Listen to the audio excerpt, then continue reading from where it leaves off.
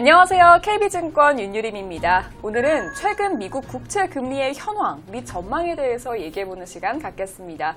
제 옆에 임재균 선임연구원님 모셨습니다. 연구원님 안녕하세요. 안녕하세요. 네. 오늘 휴가시라면서요? 네, 그러니까 휴가입니다. 오실 때 양복을 이렇게 손에 들고 오시더라고요. 네, 어떠세요, 기분이? 좋지 않습니다.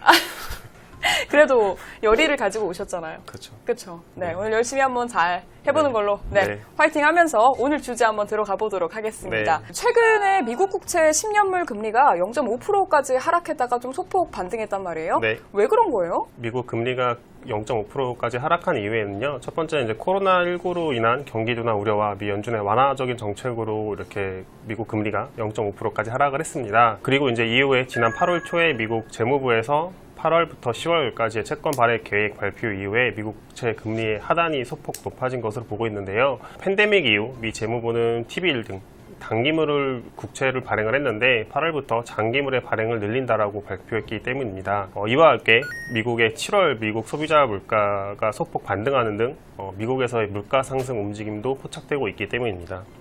그러니까 채권 발행 계획이 발표됐기 때문에 소폭 반등한 것이다. 네, 이렇게 장기물 위주로 이제 채권이 발표됐기 때문입니다. 네. 그럼 앞으로도 이 10년물 금리가 좀 오를까요? 좀 어떻게 될까요?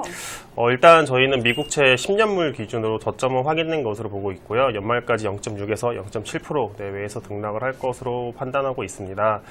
미국도 재정정책으로 미국채 발행량이 큰 폭으로 증가했지만 코로나19 확산이 지속되고 있고 금리가 크게 상승할 경우 연준의 채권 매입이 확대될 수 있기 때문입니다. 다만 대선을 전후에 금리의 변동성이 높아질 수 있다는 점에서 좀 유의해야 된다고 보고 있는데요. 채권의 변동성 지수인 무브 인덱스는 최근 소폭 반등했는데 특히 이제 3개월 후의 변동성이 1개월 뒤의 변동성보다 높아진 모습입니다. 그러니까 대선을 좀 전후로 변동성이 높아진다. 이것 좀 더 자세하게 설명해 주실 수 있을까요? 네, 11월에 열리는 미국 대선이 있습니다. 대선까지는 대선 토론 및 백신 개발의 이제 성공 여부 등 변수가 많아 이제 결과를 예측하는 것은 쉽지 않겠지만 현재까지의 지지율만 놓고 본다면 민주당 후보인 바이든의 당선 가능성이 높은 상황입니다. 대선뿐 아니라 상원과 하원 모두 민주당이 가져갈 확률이 높은 상황입니다. 만약에 이제 재정정책에 호의적인 민주당이 대선과 양당 선거에서 승리한다면 국채의 발행량이 증가하면서 수급 부담으로 이어질 수 있는 상황입니다. 반면 트럼프가 재선에 성공한다면 채권 발행에 대한 부담은 덜하겠지만 중국에 대한 압박 강도를 높이면서 글로벌 금융시장의 불확실성 요인으로 작용할 수 있다고 보고 있습니다. 확실히 이 정치적 이슈가 이 경제적 이슈에 영향을 좀 미칠 수밖에 없는 것 같아요. 맞습니다. 그러면요, 연구원님, 이 대선 외에 좀 변동성을 높일 수 있는 좀 다른 요인들도 있을까요? 네, 최근 주식시장의 변동성이 높아진 점도 금리의 변동성을 높인 요인으로 보고 있습니다.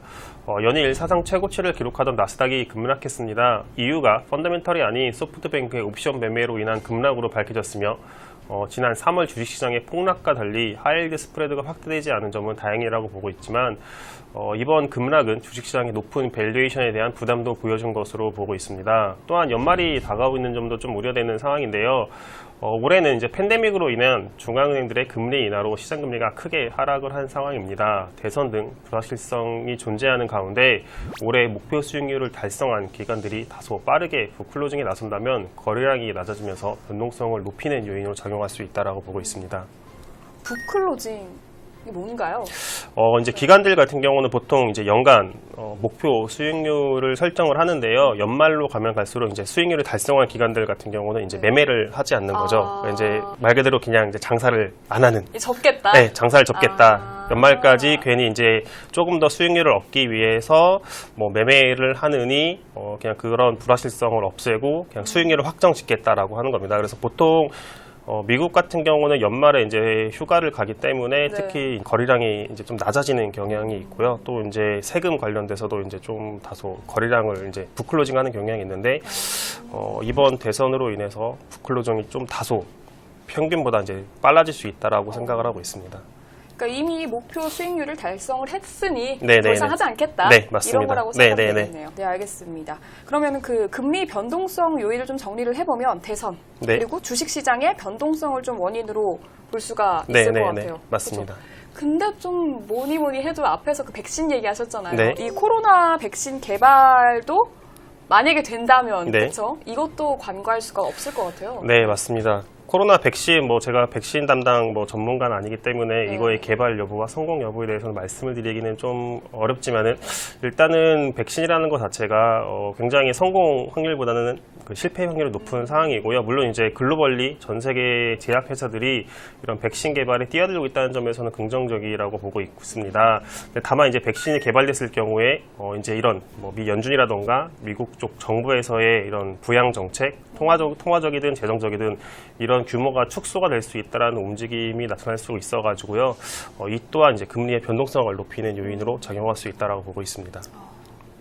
좀 하루빨리 좀 백신이 네, 개발이 됐으면 좋겠어요. 네, 그렇죠? 저도 너무 답답합니다. 답답하고 힘들죠. 네. 알겠습니다. 오늘 말씀 고맙습니다.